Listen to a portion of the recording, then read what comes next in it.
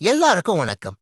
படிக்காத மேதை, கர்ம வீரர், தென்னாட்டு காந்தி, பெருந்தலைவர், இப்படி உலக மக்களால் அன்போடு அழைக்கப்படுபவர் காமராஜர். இவருடைய ஆட்சி காலம்தான் தமிழகத்தின் பொற்காலம் அப்படின்னு பலராலும் பாராட்டப்பட்டிருக்கு. இப்போ இருக்க அரசியல்வாதிகள் இருந்து இதற்கு முன்னாடி இருந்த அரசியல்வாதிகள் வரைக்கும் எல்லாருமே சொல்றது ஒரே விஷயம்தான். நாங்க காமராஜர் மாதிரியான ஒரு நல்லாட்சியை தருவோம் அப்படிங்கிறது தான். ஏராளமான தொழிற்சாலைகள், நீர்த்தேக்க அணைகள், மக்களுக்கு உண்மையிலேயே தேவையான நலத்திட்டங்கள், கல்வியில் மிகப்பெரிய வளர்ச்சி, இப்படி தமிழ்நாட்டிற்காகவே உழைத்த ஒரு உன்னத தலைவர் காமராஜர். இவருடைய வாழ்க்கையில நடந்த சில நிகழ்வுகளை பத்தி தான் இந்த பதிவுல நாம பார்க்க போறோம். காமராஜர் தமிழக முதல்வராக இருந்த காலகட்டத்துல தமிழ்நாட்டுல சுகர் ஃபேக்டரி ஒண்ணு கூட இல்லாம இருந்தது. அதனால அவரு 10 சுகர் ஃபேக்டரிகள் தமிழ்நாட்டுல திறக்கணும் அப்படின்னு முடிவு பண்றாரு. அந்த சமயத்துல சுகர் ஃபேக்டரிக்கான எக்யூப்மெண்ட்ஸை சப்ளை பண்றதுல ஜாப்பனீஸ் தான் எக்ஸ்பர்ட்ஸ். அதனால ஜாப்பனீஸ் உடனே தமிழ்நாட்டுக்கு வர வைக்கப்படுறாங்க. அந்த துறையை சேர்ந்த அமைச்சருக்கும் ஜாப்பனீஸ்களுக்கும் இடையே ஒரு ஹோட்டல்ல மீட்டிங் நடக்குது. அந்த மீட்டிங்ல 10 சுகர் ஃபேக்டரி கட்டுறதுக்கான ஒப்பந்தம் கையெழுத்தாகுது. உடனே ஜாப்பனீஸ் சொல்றாங்க, எங்க கவர்மெண்ட் ஒரு சுகர் ஃபேக்டரிக்கு 10% டிஸ்கவுண்ட் தருது. அந்த 10% காசை நீங்க எடுத்துக்கலாம், இல்ல உங்க தலைவர் எடுத்துக்கலாம், இல்ல உங்க கட்சி எடுத்துக்கலாம், இப்படி யார் வேணும்னாலும் எடுத்துக்கலாம் அப்படின்னு சொல்றாங்க. உடனே அந்த அமைச்சர் சொல்றாரு, இத பத்தி நான் என் தலைவர்கிட்ட கேட்டுட்டு சொல்றேன் அப்படின்னு சொல்லிட்டு அந்த அமைச்சர் நேரா காமராஜரோட வீட்டுக்கு வராரு. வந்து நடந்தது சொல்றாரு. ஒரு நிமிஷம் யோசிச்ச காமராஜர், ஒரு ஃபேக்டரிக்கு 10% அப்படின்னா 10 ஃபேக்டரிக்கு 100% தருவாங்களா அப்படின்னு கேக்குறாரு. அந்த அமைச்சரும் ஆமாங்க 100% தருவாங்க அப்படின்னு சொல்றாரு.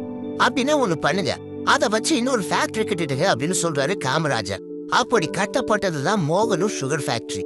அடுத்ததா திருநெல்வேலியில இருந்து காமராஜர் தூத்துக்குடி போயிருக்காரு. அப்போ போற வழியில கிராம மக்கள் சிலர் ஒண்ணு சேர்ந்து அவர் வண்டியை வழிமறிச்சிருக்காங்க. உடனே அவர் வண்டி நிறுத்த சொல்லி கார்ல இருந்து கீழே இறங்கி என்ன பிரச்சனைங்க அப்படின்னு கேட்டிருக்காரு. உடனே அந்த மக்கள் சொல்லியிருக்காங்க, ஐயா எங்க கிராமத்துல சுத்தமா கரண்டே இல்லைங்க, கேட்டா கம்பம் இல்லை அப்படின்னு ஆபீசர்லாம் சொல்றாங்க அப்படின்னு இருக்காங்க. உடனே காமராஜர் அங்கிருந்து இன்ஜினியரை கூப்பிட்டு, ஏன்பா என்ன பிரச்சனை அப்படின்னு கேட்டிருக்காரு. உடனே அந்த இன்ஜினியர் சொல்லியிருக்காரு, ஐயா சிமெண்ட் கம்பம் இப்ப இங்க இல்ல, அது வெஸ்ட் பெங்கால்ல இருந்து வரணும் அப்படின்னு இருக்காரு. ஒரு 2 நிமிஷம் யோசிச்ச காமராஜர் அந்த மக்களை பார்த்து, வீட்டுக்கு ஒரு பனைமரம் கொடுப்பீங்களா அப்படின்னு கேட்டிருக்காரு. அந்த மக்களும் சரின்னு சொல்லியிருக்காங்க. அந்த பனைமரத்தை வச்சு கனெக்ஷன் கொடுக்க முடியுமா அப்படின்னு இன்ஜினியர் கிட்ட காமராஜர் கேட்டிருக்காரு. இன்ஜினியரும் கொடுக்க முடியுங்க அப்படின்னு சொல்லியிருக்காரு. அப்படின்னா அது உடனே பண்ணுங்க அப்படின்னு சொல்லிட்டு காமராஜர் கிளம்பிட்டு இருக்காரு. உடனே சில நாட்கள்ல அந்த கிராமத்துக்கு கரண்ட் கனெக்ஷன் கொடுக்கப்பட்டிருக்கு. அடுத்ததா இந்தியா சைனா வார் முடிஞ்ச காலம் அது. அந்த யுத்தத்துல இந்திய ராணுவத்துக்கு பெரும் சேதம். அந்த சமயத்துல காமராஜர் நேருவை பாக்குறதுக்காக போயிருக்காரு. அப்ப நேரு ஒரு பெரும் குழப்பத்துல இருந்திருக்காரு. உடனே காமராஜர் கேட்டிருக்காரு, எதுக்கு இவ்வளவு குழப்பமா இருக்கீங்க, அப்படி என்ன ஆச்சு அப்படின்னு கேட்டிருக்காரு. உடனே நேரு சொல்லியிருக்காரு, ஒண்ணும் இல்லைங்க, நம்மளோட ராணுவத்தை பலப்படுத்துறதுக்காக அமெரிக்கால இருந்து சில ஆயுதங்களை வாங்க வேண்டி இருக்கு, அதான் அப்படின்னு இருக்காரு. உடனே காமராஜர் சொல்லியிருக்காரு, இதுல குழம்புறதுக்கு என்ன இருக்கு, உடனே காசு கொடுத்து அதெல்லாம் வாங்க வேண்டியதானே அப்படின்னு இருக்காரு. உடனே நேரு சொல்லியிருக்காரு, பிரச்சனை காசு இல்லைங்க, அங்க இருக்க ராணுவ பொருட்கள்லாம் இந்தியாவுக்கு வரணும்னா அங்க இருக்க ஏதாவது ஒரு பேங்க் கேரண்டி கொடுக்கணும். ஆனா இந்தியாவை நம்பி அங்க இருக்க எந்த பேங்க்கும் கேரண்டி தர மாட்டேன்றாங்க அப்படின்னு நேரு சொல்லியிருக்காரு. உடனே ஒரு நிமிஷம் யோசிச்ச காமராஜர், அவன் கடை இங்க ஏதோ இருக்கா அப்படின்னு கேட்டிருக்காரு. உடனே நேரு யோசிச்சுட்டு சொன்னாரா, இருக்கு, அமெரிக்கன் எக்ஸ்பிரஸ் பேங்க்னு ஒண்ணு இருக்கு அப்படின்னு சொல்லியிருக்காரு. அப்படின்னா அதை மூட சொல்லு அப்படின்னு காமராஜர் சொல்லியிருக்காரு. ஐயோ, அந்த மாதிரி எல்லாம் செஞ்சு அது பெரிய பிரச்சனை ஆயிடுமே அப்படின்னு நேரு சொல்லியிருக்காரு. என்னமோ ஆயிட்டு போது, நமக்கு உதவலன்னா அவன் கடை இங்க எதுக்கு இருக்கணும், உடனே அதை மூட சொல்லு அப்படின்னு இருக்காரு காமராஜர். கொஞ்ச நேரம் யோசிச்ச நேரு சரின்னு சொல்லிட்டு இந்தியாவில இருக்க அமெரிக்கன் எக்ஸ்பிரஸ் பேங்க் சேர்மனை கூப்பிட்டு, உங்க பேங்க் இந்தியாவுக்கு சப்போர்ட் பண்ணாததால உங்க பேங்கை இந்தியாவில மூட முடிவு பண்ணிருக்கோம் அப்படின்னு சொல்றாரு. உடனே அந்த சேர்மன் அமெரிக்கால இருக்க ஹெட் ஆபீஸ்க்கு போன் பண்ணி பேசியிருக்காரு. கேரண்டியும் கிடைச்சிருச்சு. அதுக்கப்புறம் ராணுவத்துக்கு தேவையான பொருட்களும் இந்தியாவுக்கு வந்துருச்சு. காமராஜர் சொன்னது ஒரே ஒரு வார்த்தை தான். அந்த ஒரே வார்த்தை அமெரிக்காவையே கலங்கடிக்க வச்சிருச்சு. அடுத்ததா காமராஜர் கிட்ட இருந்த மிக சிறந்த குணங்கள்ல ஒண்ணு பத்திரிகையாளர்களை அடிக்கடி சந்திக்கிறது. எல்லா பத்திரிகையாளர்கள் கிட்டையும் அவர் ஒரு நண்பரை போல பழகுவாரா. தனக்கு தெரிந்த எல்லா விஷயங்களையுமே ஒரு பத்திரிகையாளர்கள் கிட்ட வெளிப்படையா சொல்லுவாரா. ஆனா அப்படி எல்லாத்தையுமே சொல்லிட்டு கடைசியா ஒண்ணு சொல்லுவாரா, இதையெல்லாம் இப்ப பத்திரிகையில போட்டுறாதீங்கப்பா, நான் சொல்லும் போது போடுங்க அப்படின்னு சொல்லுவாரா. ஆச்சரியம் என்னன்னா, அவருடைய வார்த்தையை மீறி ஒரே ஒரு பத்திரிகையாளர் கூட அவர் போட வேணான்னு சொன்ன ஒரு நியூஸ் கூட போட்டதே கிடையாதா. அந்த அளவுக்கு அவர் மேல மிகப்பெரிய மரியாதையை வச்சிருந்தாங்களாம் பத்திரிகையாளர்கள். காமராஜர் ரொம்ப சிம்பிளா டைமிங்ல காமெடி பண்ணிட்டு போயிட்டே இருக்கிறவரு.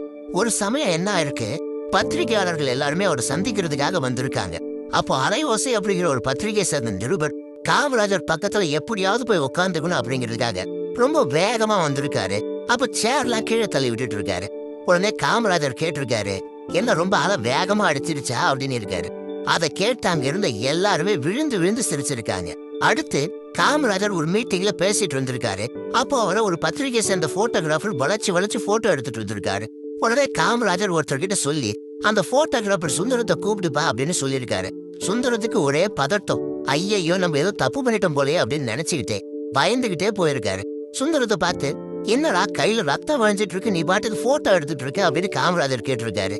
உடனே சுந்தரம் சொல்லியிருக்காரு, ஐயா இல்லையா, வரவேல ஒரு சின்ன ஆக்சிடென்ட், அதான் கையில ரத்தம் அப்படின்னு இருக்காரு. என்ன போட்டோ எடுக்கிறது தான் உனக்கு இப்ப ரொம்ப முக்கியமா அப்படின்னு சொல்லிட்டு பக்கத்துல இருந்தவங்களை கூப்பிட்டு இவனை உடனே ஆஸ்பத்திரிக்கு கூட்டிட்டு போங்கப்பா அப்படின்னு சொல்லியிருக்காரு. அதை கேட்டுட்டு சுந்தரத்தோட கண்ணுல கண்ணீர் விழிஞ்சிருக்கு. பத்திரிகையாளர்கள்கிட்ட எவ்வளவு சகஜமா பழகி இருந்தா அவங்களுடைய பெயர்கள் எல்லாம் இவருக்கு தெரிஞ்சிருக்கும் அப்படிங்கிறத நம்ம யோசிச்சு பார்க்கணும். அடுத்ததா ஒரு சமயம் காமராஜரை பார்க்க ஏழை மக்கள் சிலர் வந்திருக்காங்க. அதோட சில பஸ் கம்பெனி முதலாளிகளும் வந்திருக்காங்க. காமராஜர் அந்த பஸ் கம்பெனி முதலாளிகளை வெயிட் பண்ண சொல்லிட்டு அந்த ஏழை மக்களை கூப்பிட்டு பேசுறாரு. அப்ப அவர் அவங்க கிட்ட கேட்ட கேள்வி என்னன்னா, ஊருக்கு கடைசி பஸ் எத்தனை மணிக்கு அப்படிங்கிறதுதான். அவங்க நைட் 8 இல்ல 8:30 மணியோன்னு சொல்லியிருக்காங்க. உடனே காமராஜர் என்ன பண்ணிருக்காரு, அவங்களுக்கான பணிகளை எல்லாமே வேகமா முடிச்சு அவங்களை எவ்வளவு சீக்கிரம் அனுப்ப முடியுமோ அவ்வளவு சீக்கிரம் அனுப்பிச்சு வச்சிருக்காரு. அதை பார்த்த பஸ் கம்பெனி முதலாளிகளுக்கு செம கோவம். என்னடா இது, நம்ம இவ்வளவு பெரிய பிசினஸ் மேன் இங்க உட்காந்துட்டு இருக்கோம், ஆனா இவர் என்னன்னா நமக்கு முக்கியத்துவம் கொடுக்காம அந்த ஏழைங்களை கூப்பிட்டு பேசி அவங்களுக்கு தேவையானதெல்லாம் முடிச்சு கொடுத்துட்டு அனுப்புறாரு அப்படின்னு சொல்லிட்டு அந்த இடத்தை விட்டு அவங்க கிளம்பிட்டாங்க. அதுக்கப்புறம் அந்த பஸ் கம்பெனி முதலாளிகளை வர சொல்லு அப்படின்னு காமராஜர் அவருடைய உதவியாளர்கிட்ட சொல்லியிருக்காரு. உடனே அந்த உதவியாளர் சொல்றாரு, ஐயா அவங்க எல்லாம் எப்போ போயிட்டாங்கயா அப்படிங்கிறாரு. அப்படியா, உடனே அவங்களுக்கு போன் போடு அப்படின்னு சொல்லியிருக்காரு. போனை போட்டதும், ஏன் அவங்களால காத்திருக்க முடியாதா, வந்தவன் கிராமத்தான், அவன் கடைசி பஸ்ஸை விட்டுட்டு அதனால வீட்டுக்கு நீங்க போகவே முடியாது, ஏதாவது வாங்கி சாப்பிடவோ இல்ல வெளியில தங்கவோ அவங்ககிட்ட காசு இருக்காது, அதனால அவன் ராத்திரி முழுசா பட்னியாவே ஏதாவது ஒரு ரோட்ல தூங்கணும்யா. ஆனா உன்னுடைய நிலைமை அப்படியா இருக்கு, உங்ககிட்ட கார் இருக்கு, லேட் ஆனாலும் உன்னால வீட்டுக்கு போக முடியும். இது கூட அவனுக்கு புரியல. இன்னொன்னு, நான் முதலமைச்சர் ஆனதாலதான் நீங்களா என்ன பார்க்க வந்திருக்கீங்க, ஆனா அவன் என்ன முதலமைச்சர் ஆக்கிட்டு வந்து பாக்குறான். நான் யார முதல்ல பாக்கணும், நீயே சொல்லு, கொஞ்சம் புரிஞ்சுக்க, உனக்கு தேவையானதை நான் செய்யறேன் இல்லன்னு சொல்லல, ஆனா அவனுடைய நிலைமையை நான் புரிஞ்சுக்கணும் இல்லையா, உடனே கிளம்பி வா அப்படின்னு சொல்லியிருக்காரு. அடுத்ததா காமராஜரோட நெருங்கிய நண்பர் ஒருத்தர் அவருடைய பையனுக்கு கல்யாணம் வச்சிருக்காரு. அதனால நேர்ல வந்து அவர் காமராஜர் அழைச்சிருக்காரு. உடனே காமராஜர் சொல்லியிருக்காரு, டேய் உன் வீட்டு கல்யாணத்துக்கு வருவா, நான் எங்க முதலமைச்சரா இருக்கேன், அதெல்லாம் வர முடியாது போ அப்படின்னு சொல்லியிருக்காரு. அந்த நண்பரும் பெரும் வருத்தத்தோட அங்கிருந்து கிளம்பி இருக்காரு. கல்யாணத்தன்னைக்கு காலையில காமராஜரோட கார் அங்க வந்து நின்று இருக்கு. உடனே அவருடைய நண்பர் ஓடி வந்து, என்னடா வரமாட்டான்னு சொன்னு வந்துட்டேன் அப்படின்னு கேட்டிருக்காரு. உடனே காமராஜர் சொல்லியிருக்காரு, நான் அப்பவே வரன்னு சொல்லியிருந்தா நீ பெரிய மண்டபம் பார்த்து கல்யாணத்தை தடபுடலா பண்ணிருப்ப, அதுக்கு நிறைய செலவாயிருக்கும், உனக்கு சிரமம் கொடுக்க வேணா, உனக்கு நண்பனா இருக்க, வாடா சாப்பிடலாம் அப்படின்னு சொல்லியிருக்காரு. சாப்பிட்டதுக்கு அப்புறம் பொண்ணு மாப்பிள்ளைய ஆசீர்வாதம் பண்ணடா அப்படின்னு அவரோட நண்பர் காமராஜர் கிட்ட சொல்லியிருக்காரு. உடனே காமராஜர் ஒரு வார்த்தை சொல்லியிருக்காரு, அதெல்லாம் கல்யாணம் பண்ண குடும்பஸ்தை யாராவது பண்ணட்டும், நான் எதுக்கு அதெல்லாம் பண்ணிட்டு அப்படின்னு சொல்லிட்டு அந்த இடத்தை விட்டு கிளம்பிட்டு இருக்காரு. அடுத்து ஒரு சமயம் காமராஜர் ஒரு ஊருக்கு போயிட்டு இருக்காரு. அப்ப போற வழியில ஒரு பையன் ஒரு மேடையில காங்கிரஸ் கட்சியை ஆதரித்து எதிர்கட்சியை கடுமையா விமர்சிச்சு பேசிட்டு இருக்கான். உடனே காரை நிறுத்த சொல்லிட்டு அந்த பையன் பேசி முடிச்சதுக்கு அப்புறம் அவரை கூப்பிட சொல்லியிருக்காரு காமராஜர். அந்த பையன் வந்ததுக்கு அப்புறம் பலான்னு ஒரு அறை விட்டு இருக்காரு. என்னடா அரசியலை பத்தி உனக்கு என்ன தெரியும், படிக்க வேண்டிய வயசுல என்ன அரசியல் உனக்கு, நீங்க எல்லாம் படிக்கணும்னு தானே நாங்கெல்லாம் ராத்திரி பகலா வேலை செஞ்சுட்டு இருக்கோம், உங்க அப்பாவை கூப்பிட்டு நேர்ல வந்து என்ன பாரு அப்படின்னு சொல்லிட்டு அங்க இருந்து கிளம்பிட்டு இருக்காரு. காசு கொடுத்து தன்னோட கட்சியில ஆள் சேர்க்கும் அரசியல்வாதிகளுக்கு மத்தியில இப்படி ஒரு அரசியல் தலைவரை பாக்குறது அதிசயம் தானே. அதே மாதிரி ஒரு சமயம் காமராஜர் ஒரு மீட்டிங்கு போறாரு. அந்த சமயத்துல ஒரு சீரியல் லைட் அருந்து விழுது. உயரமான ஒரு கம்பத்துல அதை திரும்ப கட்டணும். உடனே ஒரு பையன் நான் கட்டுறான் அப்படின்னு சொல்லிட்டு அந்த கம்பத்து மேல வேகமா ஏறி அந்த லைட்டை கட்டுறான். அவன் கட்டிட்டு கீழே இறங்கி வந்ததும் அவனை காமராஜருக்கு முன்னாடி கொண்டு போய் நிறுத்தி இவன் தான் அந்த லைட்டை கட்டினா அப்படின்னு பெருமையா சொல்லியிருக்காங்க. உடனே காமராஜர் பலாறு ஒரு அறை விட்டுட்டு, ஏண்டா அவ்வளவு உயரமான கம்பத்துல ராத்திரி நேரத்துல ஏறுறியே, நீ கீழே விழுந்து அடிபட்டு உனக்கு ஏதாவது ஆச்சுன்னா யார் பதில் சொல்றது, காமராஜர் இங்க வந்தாரு, அவரால்தான் இந்த பையன் கம்பத்துல இருந்து கீழே விழுந்தா அப்படின்னு எல்லாரும் சொல்ல மாட்டாங்களா, ஒழுங்கா நடந்துக்கிட்டா அப்படின்னு சொல்லியிருக்காரு காமராஜர். அடுத்ததா ஒரு சமயம் பஸ் கண்டக்டர் ஒருத்தர் ஒரு பிரச்சனையில காலேஜ் ஸ்டூடெண்ட் ஒருத்தர் அடிச்சிட்டு இருக்காரு. அதனால மாணவர்கள் எல்லாம் சேர்ந்து போராட்டம் பண்றாங்க. உடனே அங்க வந்த காமராஜர் அந்த கண்டக்டர் டிஸ்மிஸ் பண்ண அப்படின்னு சொல்லிட்டு அங்கிருந்து கிளம்பிட்டு இருக்காரு. அதை கேட்டு மாணவர்கள் எல்லாம் சந்தோஷப்பட்டு அந்த இடத்த விட்டு கலைஞ்சு போயிடுறாங்க. அதுக்கப்புறம் 1 மணி நேரத்துல அந்த கண்டக்டர் காமராஜர் முன்னாடி நிக்கிறாரு. உடனே காமராஜர் கேக்குறாரு, படிக்கிற பசங்க மேல கைய வச்சா அவங்க சும்மா இருப்பாங்களா? யோசிக்க மாட்டியா நீ?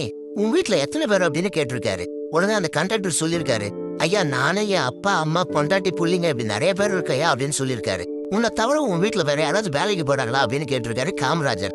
இல்லையா அப்படின்னு சொல்லியிருக்காரு அந்த கண்டக்டர். சரி ஒண்ணு பண்ணு, ஒரு 6 மாசத்துக்கு இந்த பக்கம் நீ தலை வச்சு படிக்காத, நீ வேற எங்காவது போய் வேலை செய் அப்படின்னு சொல்லியிருக்காரு. உடனே அந்த கண்டக்டர், ஐயா வேலை அப்படின்னு கேட்டிருக்காரு. போ வேற இடத்துல உனக்கு வேலை போட்டு தர சொல்றேன் அப்படின்னு காமராஜர் சொல்லியிருக்காரு. அடுத்து ஒரு சமயம் வயசான ஒருத்தர் ஒரு வண்டியில நிறைய மூட்டைகளை ஏத்திக்கிட்டு ஒரு பிரிட்ஜ் மேல ஏற அந்த வண்டியை கஷ்டப்பட்டு இழுத்துட்டு இருந்திருக்காரு. பாதி தூரத்துக்கு மேல அந்த வண்டி நகராம தடுமாறுது. அப்போ அந்த சமயத்துல அந்த பிரிட்ஜ் மேல ஒரு கார் போகுது. அந்த கார்ல இருந்தவரு நிறுத்து அப்படின்னு சொல்லிட்டு கார்ல இருந்து இறங்கி ஓடி வந்து அந்த வண்டிக்கு பின்னாடி போய் அதை தள்ளி விட்டு இருக்காரு. அப்படி செஞ்சவரு வேற யாரும் இல்ல, நம்ம காமராஜர் தான். காமராஜர் இது செஞ்சதை பார்த்துட்டு அங்க இருக்கவங்க எல்லாம், ஐயா நீங்க எதுக்கு அதெல்லாம் செய்றீங்க அப்படின்னு சொல்லியிருக்காங்க. உடனே காமராஜர் சொல்லியிருக்காரு, நான் ஒருத்தரை கூப்பிட்டு இதை செய்யன்னு சொல்றதுக்குள்ள அந்த வண்டியில இருக்கிற மூட்டைங்க எல்லாம் கீழே விழுந்துரும், அதுக்கு நானே அதை செஞ்சிடலாமே. அதோட ஒரு வண்டியை ஒரு மேட்ல இருக்கிறது எவ்வளவு கஷ்டம்னு எனக்கு நல்லா தெரியும், நானும் இதெல்லாம் பார்த்தவன் தான் அப்படின்னு சொல்லியிருக்காரு. அடுத்ததா அவரோட அமைச்சரவையில இருந்த ஒரு அமைச்சர் எப்பவுமே அவரை சந்திக்க வர அரசு அதிகாரிகளை நிக்க வச்சு பேசிட்டு இருந்தாராம்.